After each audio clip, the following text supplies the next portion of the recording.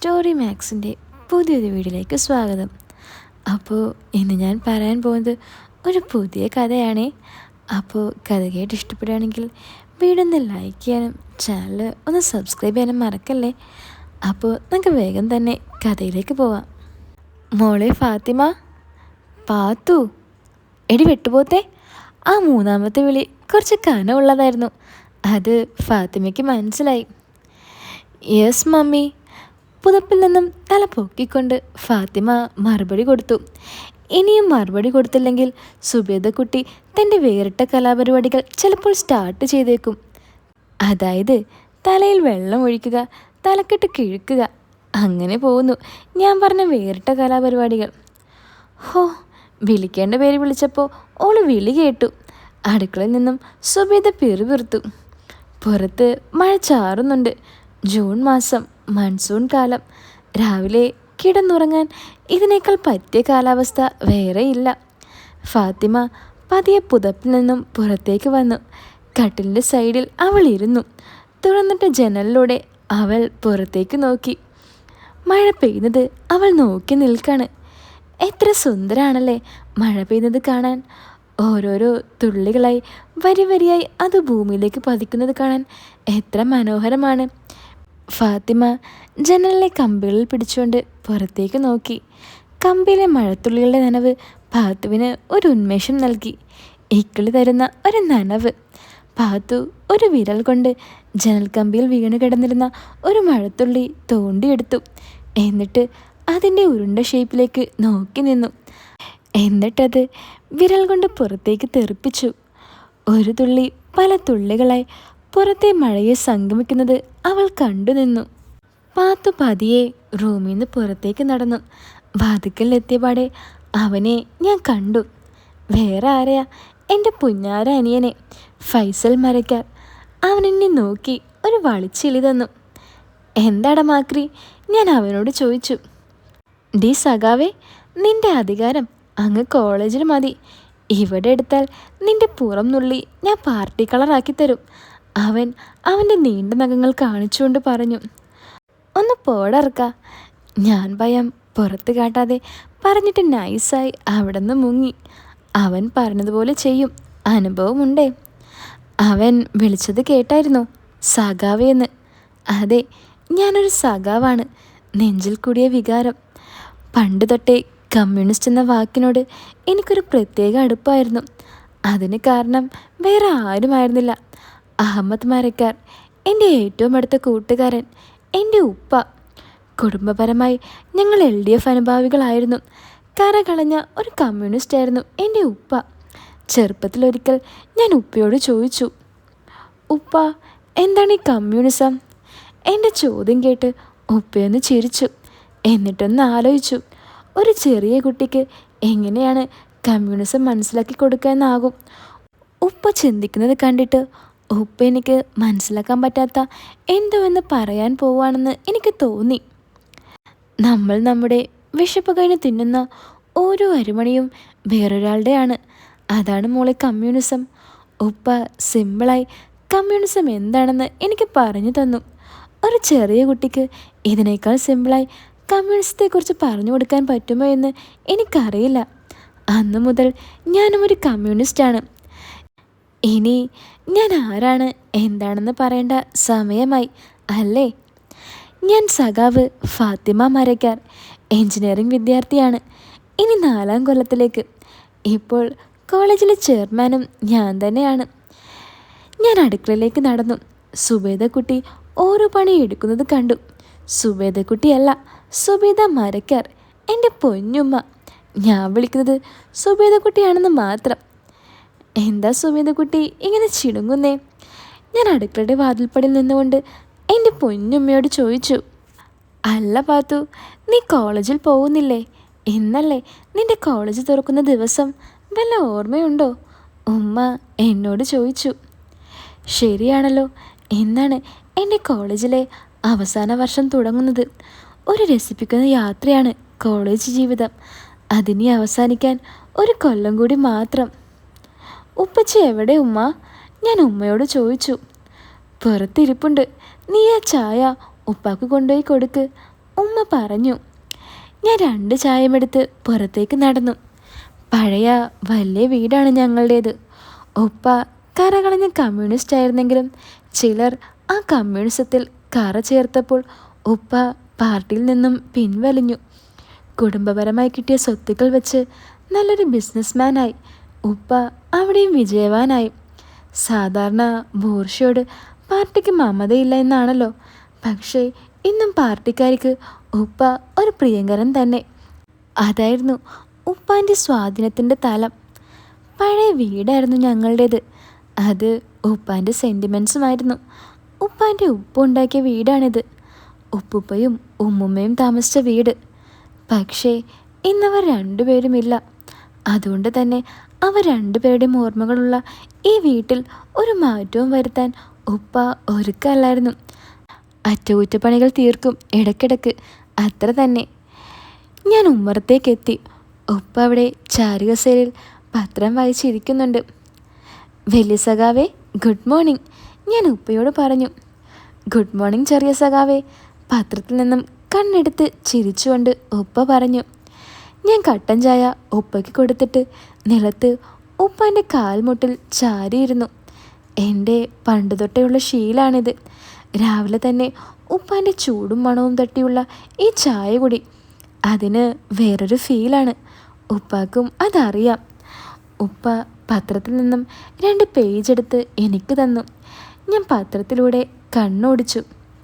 ഇത്തവണയും കാലവർഷം കനക്കും, പ്രളയത്തിന് സാധ്യതയുണ്ട്. അടിപൊളി. ഞാൻ ചായ കുടിച്ചു കഴിഞ്ഞു. മഴ അപ്പോഴും പെയ്തുകൊണ്ടിരുന്നു. ഞാൻ ഉപ്പാൻ്റെ കാലിൽ ചാരിക്കിടന്ന് മഴയത്തേക്ക് നോക്കി. ഞാൻ പതിയെ ചെവി അടച്ചും തുറന്നും മ്യൂസിക് ഉണ്ടാക്കാൻ തുടങ്ങി. ഈയൊരു മ്യൂസിക് ഉണ്ടാക്കാത്ത മലയാളികൾ ചുരുക്കമായിരിക്കും. ഈ മഴക്കാലത്തെ ഏതൊരു മലയാളിയുടെയും ഇഷ്ടപ്പെട്ട മ്യൂസിക് ഇതായിരിക്കും. പെട്ടെന്ന് ഉപ്പാൻ്റെ കൈ എൻ്റെ മുടിയിഴകളെ തഴുകി. ഞാൻ തലതിരിച്ച് ഉപ്പയെ നോക്കി.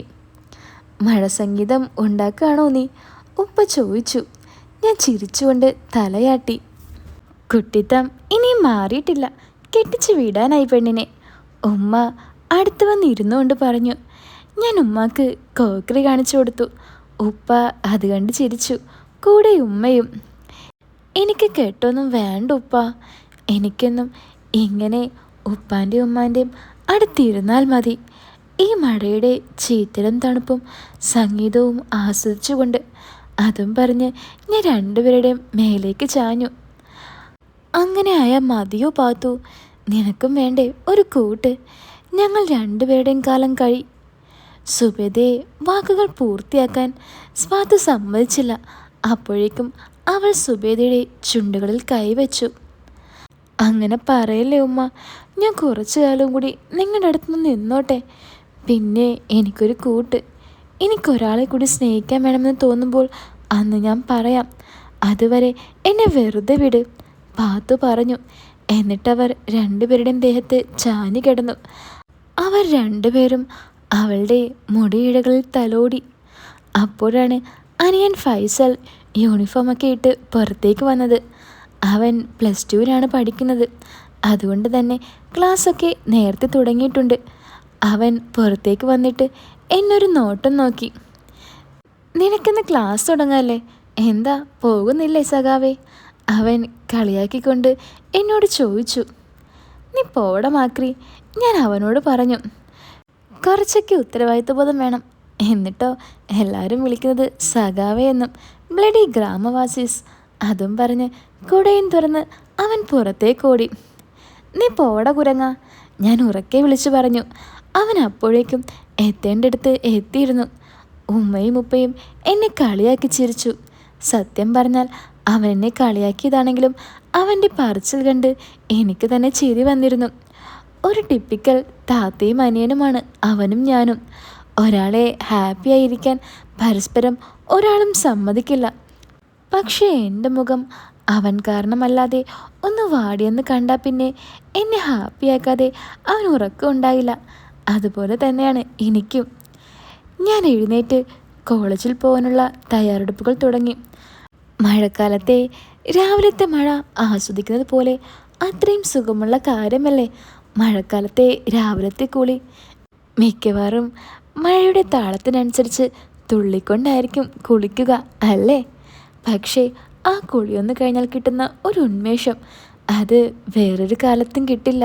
അങ്ങനെ രാവിലത്തെ ചാടിത്തുള്ളിയുള്ള കുളിയൊക്കെ കഴിഞ്ഞ് ഞാൻ ഡ്രസ്സിട്ട് ബ്രേക്ക്ഫാസ്റ്റ് കഴിച്ച് ബാഗുമെടുത്ത് പുറത്തേക്കിറങ്ങി. മഴ ഒഴിഞ്ഞെന്ന് തോന്നുന്നു. അതുകൊണ്ട് തന്നെ ഞാൻ സ്കൂട്ടർ എടുത്തു കോളേജിലേക്ക് വേഗം പുറപ്പെട്ടു. ഇടയ്ക്ക് വെച്ച് മഴ ഒന്ന് ചെറുതായി ചാറി. പടച്ചോനെ, പണി പാളിയോ എന്നാലോചിക്കുമ്പോഴേക്കും മഴ സ്ഥലം കാലിയാക്കി. ഹോ, എന്തൊരു സ്നേഹം, ഞാൻ മനസ്സിലോർത്തു. അങ്ങനെ കോളേജിലെത്തി. സ്കൂട്ടർ പാർക്ക് ചെയ്ത് കോളേജിലേക്ക് നടന്നു. കോളേജ് കെട്ടിടത്തിന് അടുത്ത് വണ്ടി പാർക്ക് ചെയ്യാൻ പാടില്ല. കോളേജിലേക്ക് ഒരു നീണ്ട റോഡുണ്ട്. അതിന് താഴെ സൈഡിലായാണ് വണ്ടികൾ എല്ലാവരും പാർക്ക് ചെയ്യുക. വണ്ടി പാർക്ക് ചെയ്ത് ഞാൻ കോളേജിലേക്ക് നടന്നു. ആ റോഡിന് ഇരുവശങ്ങളും മരങ്ങളും പൂക്കളും ചെടികളും ഒക്കെയാണ്. കോളേജിലെ കാമുകി കാമുകന്മാരുടെ ഇഷ്ടസംഗീതം ഭാഗയും ദേവരാധവും പൂത്തു നിൽക്കുന്നുണ്ട്. മഴക്കാലത്തെ ഇരുട്ട് കാണുന്ന അന്തരീക്ഷത്തിൽ ഭാഗ്യയുടെ ചുവന്ന പൂക്കൾ പൂത്തു നിൽക്കുന്നത് കാണാൻ തന്നെ വേറൊരു തരം ഭംഗിയാണ്. സന്തോഷം ഉള്ളിൽ നിറയ്ക്കാൻ സാധിപ്പിക്കുന്ന കാഴ്ച. നിലത്ത് വീണ ഒരു വാഗപ്പൂ ഞാൻ എടുത്തു. അതിലെ ചുവപ്പ് എൻ്റെ മനം കുളിർപ്പിക്കുന്ന കാഴ്ചയായി. ഞാൻ ആ പൂവിൻ്റെ തണ്ടിൽ പിടിച്ച് ആ പൂവിനെ ഒന്ന് കറക്കി. ആ പൂവിൽ പറ്റിപ്പിടിച്ച് നിന്നിരുന്ന മഴത്തുള്ളികൾ എൻ്റെ മുഖത്തേക്ക് തെറിച്ചു. ഞാൻ പെട്ടെന്ന് മുഖം വെട്ടിച്ചു. മഴത്തുള്ളി മുഖത്ത് വീണ നിമിഷം ഒരു തണുത്ത കോളൻ എൻ്റെ ഉള്ളിലൂടെ കടന്നുപോയി. ഞാൻ പതിയെ മുന്നോട്ട് നടന്നു. ദേവരാധവും പൂത്തു നിൽക്കുന്നത് ഞാൻ കണ്ടു. അതിൻ്റെ വെള്ളയും പച്ചയും കളർ നിൽക്കുന്ന പൂക്കൾ എൻ്റെ മനസ്സിന് സ്വാന്തനമേകി. ഒരു പാട്ടാണ് എൻ്റെ ഉള്ളിലൂടെ ഓടി വന്നത്. ദേവരാധ പൂത്തു എൻ മനസ്സിൻ താഴ്വരയിൽ. വല്ലാത്തൊരു നല്ല ഫീൽ ഗുഡ് സോങ് ആണിത്. മിക്കവാറും എല്ലാ കൊല്ലവും പുതിയ അധ്യയന വർഷത്തിലേക്ക് നടന്നു കയറുമ്പോൾ ഈ പാട്ട് എൻ്റെ മനസ്സിലൂടെ ഓടി വന്നിട്ടുണ്ട്. ഞാൻ ആ പാട്ടും മനസ്സിൽ മൂളി കോളേജിലേക്ക് നടന്നു. ഞാൻ കൂട്ടുകാരികളെ കണ്ടു. ഞാൻ ഗംഗയെ തിരഞ്ഞു. അവളെ അവിടെ എവിടെയും കണ്ടില്ല. എൻ്റെ ഈ കോളേജിലെ ഏറ്റവും അടുത്ത കൂട്ടുകാരിയാണ് ഗംഗ. കോളേജ് ലൈഫിൽ നമ്മൾ കുറേ കൂട്ടുകാരെ സ്വന്തമാക്കും. പക്ഷേ എന്നും നമുക്കൊരു ഏറ്റവും പ്രിയപ്പെട്ട ഫ്രണ്ട് ഉണ്ടാകും. അതാണ് എനിക്ക് ഗംഗ. പണമോ സൗന്ദര്യമോ അല്ല അതിനെ നിയന്ത്രിക്കുന്നത്, മനസ്സിൻ്റെ അടുപ്പമാണ്. നമുക്കെന്തും തുറന്നു പറ്റാൻ പറയുന്ന, എന്തും ഷെയർ ചെയ്യാൻ പറ്റുന്ന ഒരു ഫ്രണ്ട്. എല്ലാവർക്കും അങ്ങനൊരു ഫ്രണ്ട് ഉണ്ടാകും. അങ്ങനെ ഉണ്ടാകാത്തവരെ ഞാനിപ്പോൾ എന്താ പറയുക? അവരെക്കുറിച്ച് ഒന്നും പറയാൻ തന്നെ ഇല്ല എനിക്ക്. ഗംഗയെ ഞാൻ തിരിഞ്ഞെങ്കിലും കണ്ടില്ല. ഞാൻ കൂട്ടുകാരോട് സംസാരിച്ച് കോളേജിലേക്ക് നടന്നു. റോഡ് കഴിഞ്ഞാൽ പിന്നെ കോളേജിൻ്റെ വലിയ മുറ്റാണ്. കോൺക്രീറ്റ് ഒന്നും ഇട്ടിട്ടില്ല. ഒരു കണക്കിന് അതാണ് നല്ലത്. ഭൂമിയിൽ ചവിട്ടി തന്നെ ജീവിക്കണം. കോൺക്രീറ്റൊക്കെ ആകുമ്പോൾ എന്തോ ഒരു വൈക്ലഭ്യമാണ് എനിക്ക്. പക്ഷേ ഈ മഴക്കാലത്ത് ഇടയ്ക്കെങ്കിലും ഈ മുറ്റത്തൊന്ന് കോൺക്രീറ്റ് ഇട്ടെങ്കിലെന്ന് പ്രാഗിയാണെങ്കിലും ഒരാളെങ്കിലും പറഞ്ഞു പോകും. കാരണം വേറൊന്നുമല്ല, ചെളി തന്നെ. സൂക്ഷിച്ച് നടന്നില്ലെങ്കിൽ മൂക്കും കുത്തി നിലത്ത് വീഴും. ഞാൻ പതിയെ ചുരിദാറിൻ്റെ പാൻറ് ഒന്ന് പൊക്കി ക്ലാസ്സിലേക്ക് നടക്കാനൊരുങ്ങവെയാണ് പിന്നിൽ നിന്നും ആ വിളി വന്നത്. സഖാവേ. ഞാൻ തിരിഞ്ഞു നോക്കി.